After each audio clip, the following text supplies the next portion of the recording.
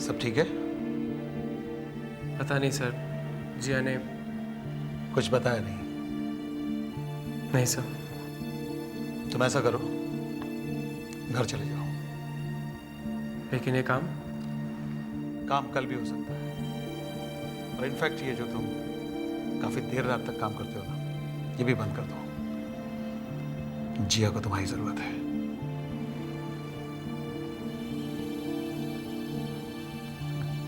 I'll see you tomorrow, sir. Sure.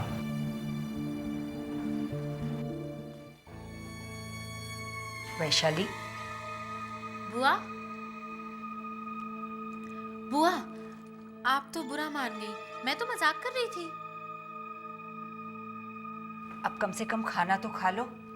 खाने से कैसा गुस्सा? मुझे तो जब गुस्सा करना होता है ना, मैं पहले ही भरपेट खा लेती हूँ। पहले पेट पूजा, फिर काम दूजा। वैसे भी आज तो सब्जी भी आपकी पसंद की बनी है ना।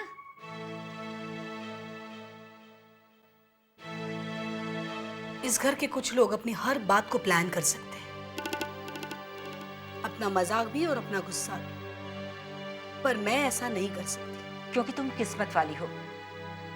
जिंदगी ने तुम्हें दो राहें पे लाके नहीं खड़ा किया, मुझे किया है। मैं अपनी बेटी के घर में रहती हूँ।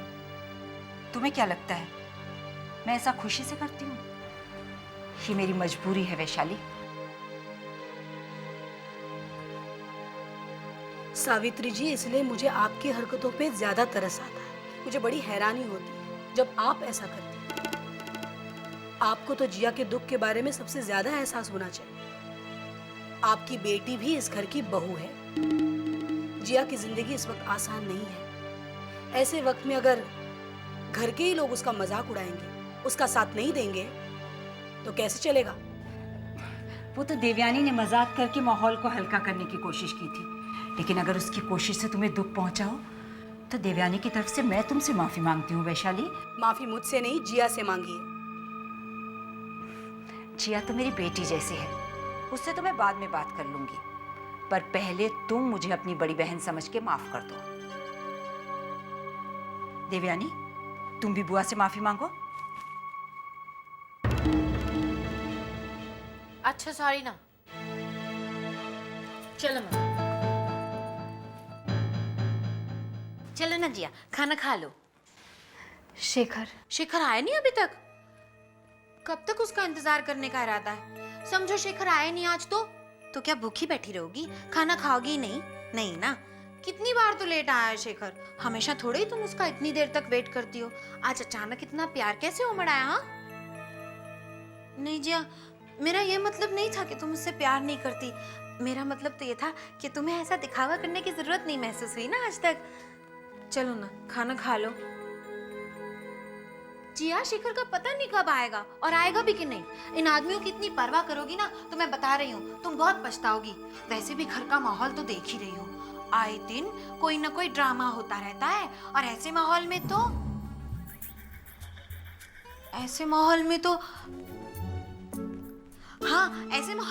घराने का मन थोड़े ही करेगा किसी का। और इन आदमियों के पास तो ना काम करने का बहाना होता है। पता नहीं बाहर जाकर कितना काम करते हैं और कितना। वैसे शेखर को ज्यादा काम नहीं था आज ऑफिस में। वो तो कह रहा था जल्दी आ जाएगा, पता नहीं कहाँ अटक गया। समर तो कब के आ गए हैं मालूम। खैर छोड़ो जिया, तुम खाना खा लो। शेखर आएगा ना तो उसको कह देना तुमने कुछ नहीं खाया, भूखी बैठी हो, ठीक है? तुम अपने आप को ज्यादा टॉर्चर मत करना। खाना खा लेना जब भी भूख लगे। जाकर रामू और गोरख से कह देना वो खाना लगा देंगे, ठीक है? मैं जाऊं?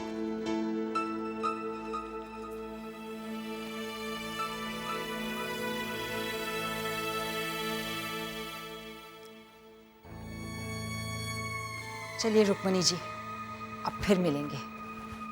अरे आप कहाँ जा रही? अपने घर। एक बात तो मेरी समझ में आ गई, जैसा भी हो अपना घर ही अपना होता है। क्या बात है सावित्री जी, किसी ने कुछ कहा क्या आपको?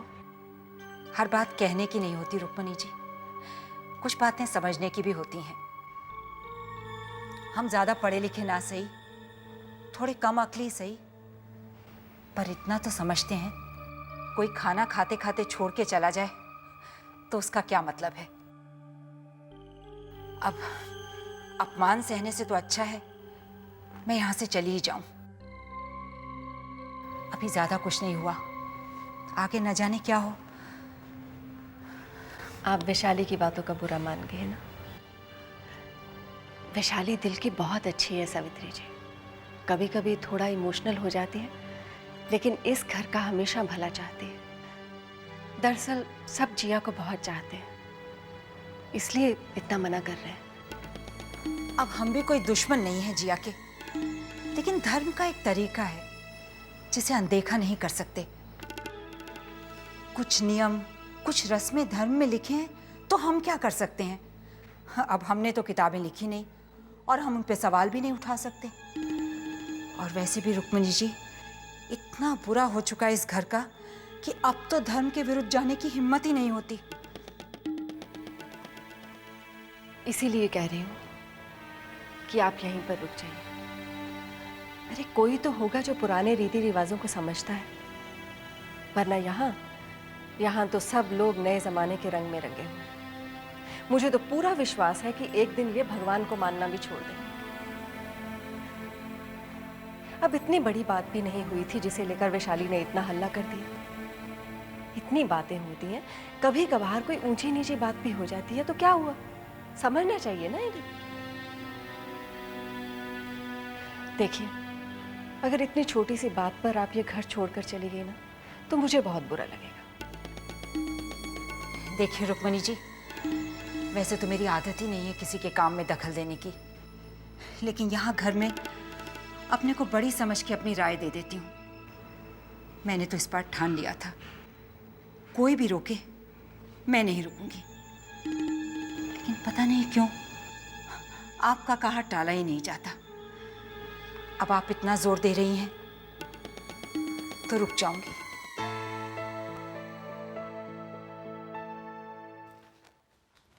मम्मी कहाँ गए थे? तेरी सास के पास गई थी, ये कहने कि मैं जा रही हूँ। जा रहे हो? कहाँ जा रहे हो? अपने घर। और कहाँ? कौन से घर? वहीं जहाँ मेरी सौतेली माँ राज करती है।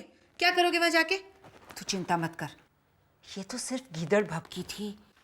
आजकल के जमाने में गीदड़ होते हैं मम्मी? नहीं डब्बू, ये एक मिसाल है। मैंने तो सिर्फ धमकी दी थी।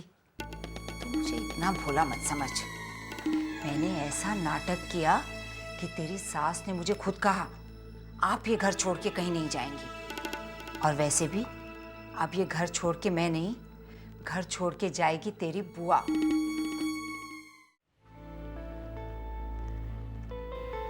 आज जो कुछ भी हुआ वो अच्छा नहीं हुआ। क्या? अरे डाइनिंग टेबल पर वैशाली ने जो हंगामा खड़ा कर दिया था, सावित्री जी ने ऐसा भी क्या कह दिया था जो वैशाली को इतना गुस्सा आ गया? क्या हो गया है तुम्हें? अपनी बहू के बारे में तो सोचो। अभी अभी इतने बड़े हादसे से गुजरी है वो, ऊपर से ये मजाक। हमदर्दी जताना तो दूर रहा, ऊपर से हम उसका मजाक उड़ा रहे हैं। ठीक किया वैशाली ने जो खरी खरी सुना दी, वरना मैं तो लिहाज में ही मारा जाता। आदत सावित्री बहन जी की भी, जो मुंह में आता है बोल देती है।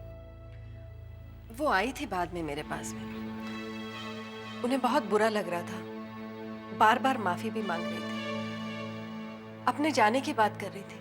हाँ तो जाने दो। कितने दिन रहेगी अपनी बेटी के पास? अरे कैसी बातें कर रहे हैं आप? कहाँ जाएंगे वो? हमारे सिवा उनका है ही कौन? आप तो उस घर के बारे में जानते ही है ना। ये मुझे एतराज नहीं है कि वो यहाँ रहे, भगवान का दिया बहुत कुछ है हमारे पास, लेकिन ऐसी बात पर जो अपनी हद से बाहर निकल जाती है तब अफसोस होता है। देखिए ऐसी कोई बात नहीं है, वो मन की अच्छी हैं, बस थोड़ा सा मुंह फट है और कुछ नहीं। इस घर के बारे में बहुत सोचती हैं, अब सोचेंगे भी क्यों नहीं, उन्होंने बेटी ब्याही है इस घर में। आप बेकार की बातों को ना दिल पर मत लिया करिए, और प्लीज वैशाली को भी समझाइए। चलिए अब चल के सो जाइए। एक बेटी घर से चली गई है, दूसरी शादी के बाद घर वापस लौट आई है। बेटे बहू के साथ ऐसा हादसा कि क्या करूं क्या ना करूं। और तुम मुझे कह रही हो कि सो जाइए। ऐसे में नींद कैसे आएगी?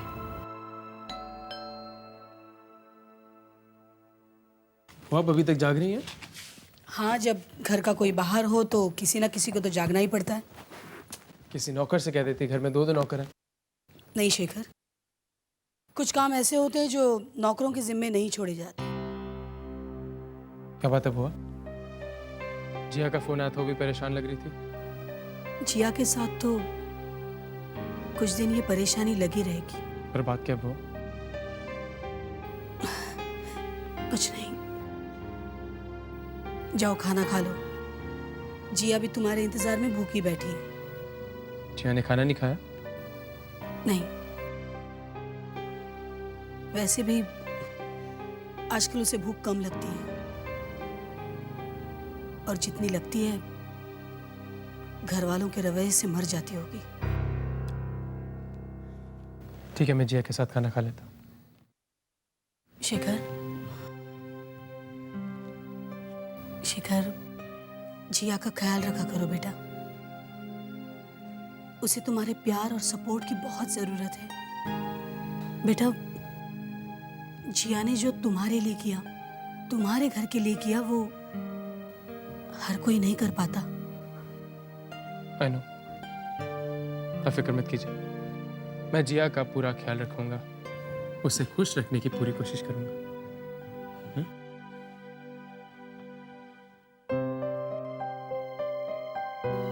भगवान करे तेरी कोशिश सफल हो।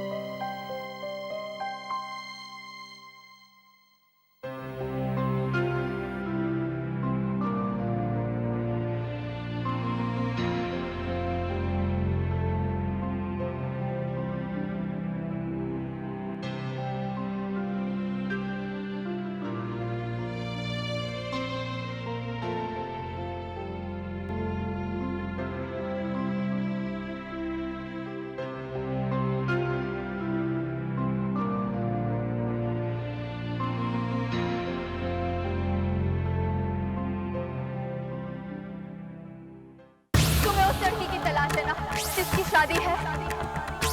वो लड़की मैं हूँ।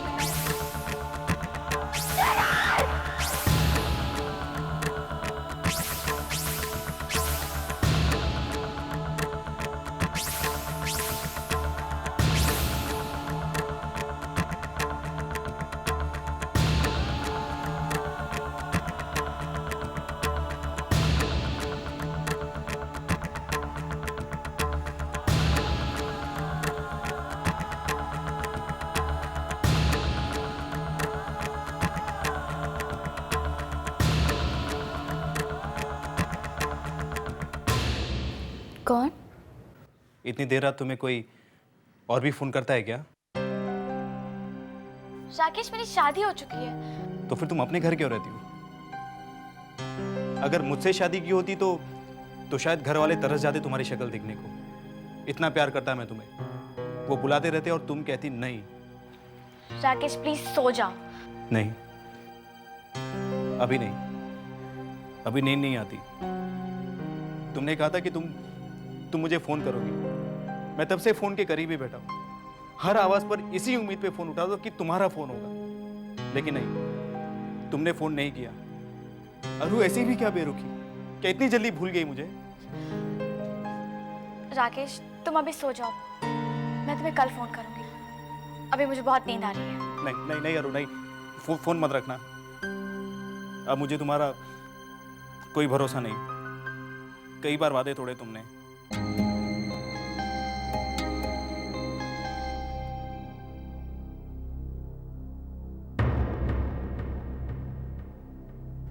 शेखर आया नहीं अब तक?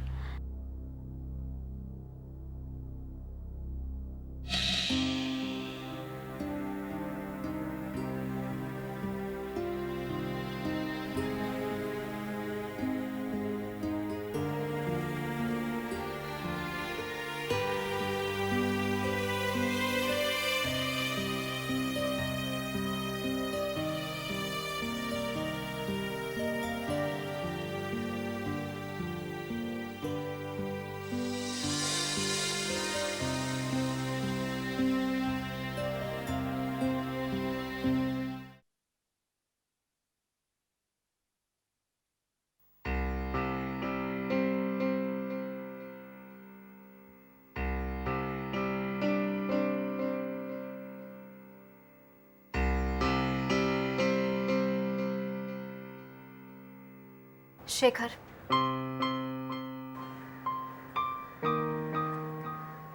शेखर,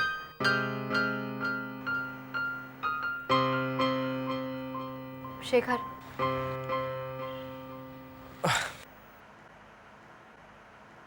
चाय।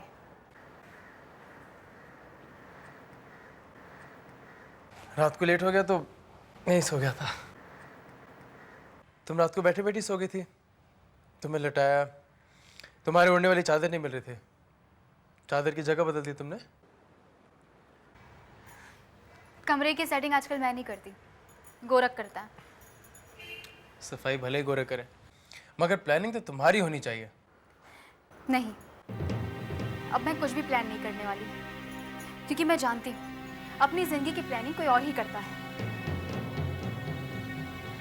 अब देखो ना, हमने भी कितनी प्लानिंग की थी कि हम हमेशा करीब रहेंगे, पर क्या हुआ?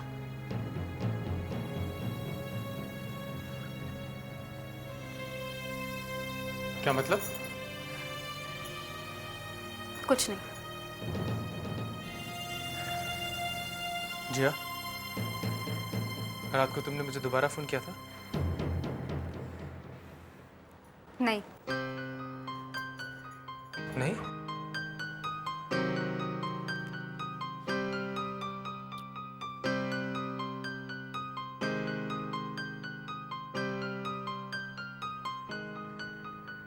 एक बात पूछूं? पूछो।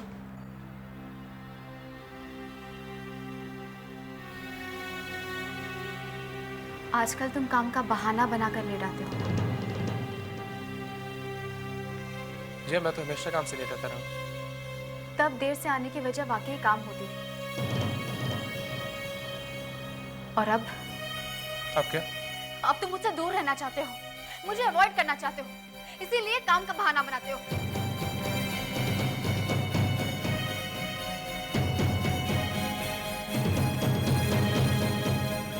ये सब तुम्हें कैसे पता? किसी ज्योतिषी ने बताया है? इतना तो मैं तुम्हें जानती हूँ शेखर।